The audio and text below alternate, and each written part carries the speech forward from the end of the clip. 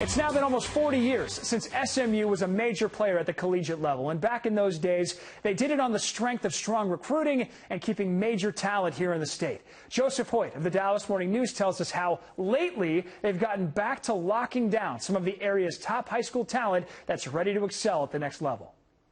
Thanks, Pat. In recruiting, it's not uncommon for colleges to say they want to put a fence around their home state, making sure that the best players from their area don't leave. At SMU, there's been a more centralized approach, putting a fence around the city of Dallas. And so far in the class of 2021, it's working. In January, SMU landed one of its biggest recruits in recent memory, getting a commitment from Parish Episcopal quarterback Preston Stone, a top 10 dual-threat quarterback in the entire country. Stone backed up his recruiting ranking last year with a big-time performance, leading Parish Episcopal to the state championship game by throwing for more than 3,000 yards and 37 passing touchdowns, compared to only 4 interceptions. Since then, SMU has reeled in 6 recruits from the Dallas-Fort Worth area, including 5 in the Sports AHS Top 100.